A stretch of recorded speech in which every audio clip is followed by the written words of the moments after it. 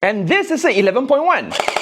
Holy moly, take a look at the speed of this. And welcome to Thailand. Hi guys, I'm your host Gordon and welcome to another one of my video. And since we are in Thailand, it is again another blaster review. And today we are gonna look at the Tian Gong or the TG-ARP9 2.5. Or we can call it the ARP9 SE in some countries. So what I got up here is one of the most common gel blaster that you will see in most gel blaster games in Thailand. This over here is going to be my go-to Thailand outfit. I mean, this is sure a coincidence, but every time I went to Thailand, this is going to be the clothes that I'm going to wear. In terms of general looks of the blaster, it looks very similar with all the previous ARP9 units. So what are the difference between these and the older ones? We're gonna check it out soon.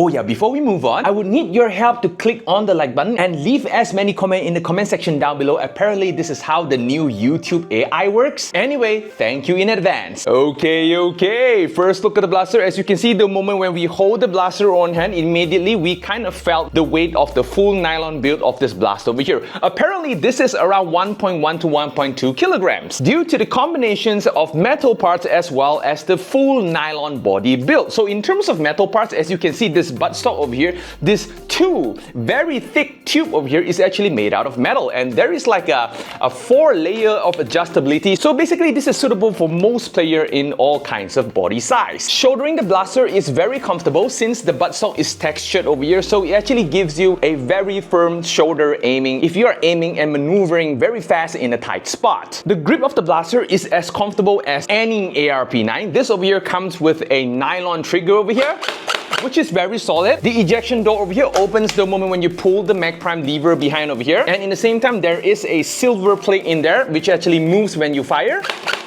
Yeah, take a look at the blowback though.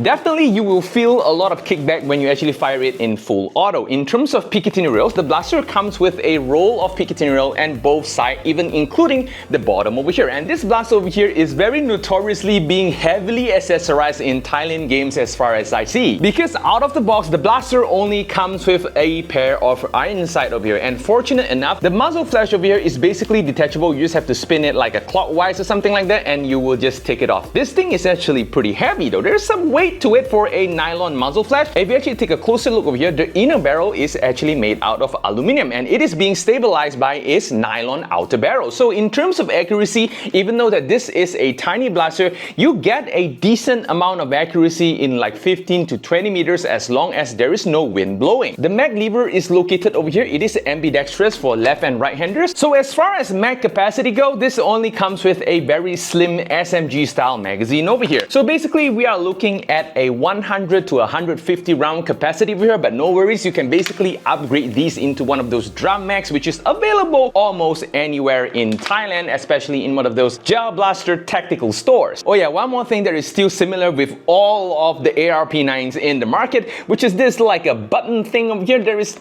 no function over here, it's just for aesthetic purposes. Yes, this blaster comes with electric mag prime, which is basically there is a motor in the magazine over here will automatically cycle the gels all the way to the chamber the moment when you pull this mag prime over here. Since I've said that this blaster over here is one of the most heavily accessorized blaster over here, my friend over here in Thailand had prepared us with a couple of attachments for this blaster over here, and let us put them on and see how does it looks. Installing a tracer always makes the entire blaster looks a bit more aggressive and longer over here. As you can see, this is more of a metal aluminum tracer. This is a Spitfire. Actually, just by installing the tracer, this whole blaster looks pretty nice already. I mean, their entire length has been increased all the way to like extra 3 inches over here. I mean, it is proportionate. Next, let us install some sort of a grip over here. Yeah, take a look at that. Now it is more comfortable to hold when there's like something holding your hand over here. Remember, all of these are not included in the box, by the way. You can either put in like a laser pointer or a flashlight over here, but since most games in Thailand or any CQB games over here are banned using one of those stuff, let us cover the Picatinny rails with one of these rail covers to make it look more tactically cool. It just slides right on the rail, just like so. I mean, this thing looks super nice, man. Since we are at it, let us put in a pack 15. I know this is a bit overpowered, but for the sake of tactically cool, yeah, we're gonna do it, man. Oh boy, the entire blaster looks so thick right now, but we are missing something definitely. Oh yeah, a reflex sight. We got one of these fake EOTech reflex sight over here, and see how does it looks like after the installation of it. For the sake of tactically cool, there you go. Oh my goodness, this entire blaster just looks so menacing. I mean, holy moly. I mean, after installing all of this, it actually adds on a lot of weight on the blaster. So right now, it felt a lot more front heavy right now. Oh yeah, by the way, the battery compartment is located at the buttstock over here, just in case you don't know. So in terms of FPS performance, this blaster is basically very similar with the previous ARP9 blaster. The spring rate is around 1.2, and the gearbox over here contains nylon gear. That's why it is very cheap in Thailand, and most of the field over here uses one of these blasters. As far as I know, these nylon gears are not easily breakable as long as you don't mod it too crazily. Even with nylon gears, putting in an 11.1 volt battery, oh yeah, it's absolutely doable. So of course, without further ado, let's go test the blaster out, shall we?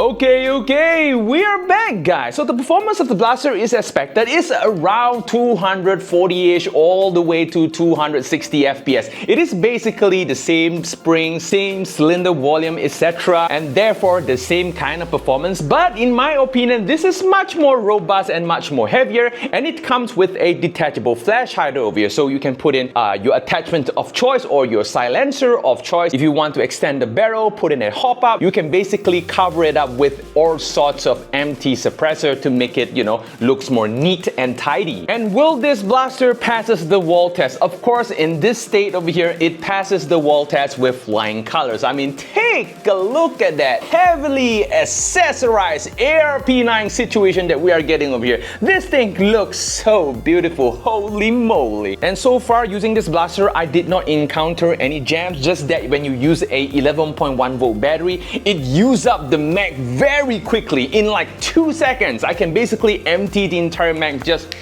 like that. So if you want to conserve more gels during a intense game, I suggest you to put in a 7.4 volt battery. Apparently, newer ARP9s are very sensitive if you have too much water on the gels over there. Always make sure that the gels are not too wet. And every time when you complete a game, make sure to empty this magazine over here, or else you will be having a lot of jams in the future. And there's one question I've been asked multiple times. Why every time that you can't really completely empty out an entire mag? Which means that every time there will be some gels left over here that cannot be feed into the chamber. This is completely normal for a gel blaster, so no worries about that. Every time you finish a game, make sure that this hole over here is facing outwards and just swing it just like so, because those are the gels that can't be sucked up, can't be pushed to the chamber. So it is completely normal, no worries about that. So if you guys like this video, feel free to smash on the like button as well as the subscribe button, and don't forget to click on the notification bell. So yep, Gordon's checking out, and I'm going to see you guys in the next video. Yadios, guys, man, Thailand is hot.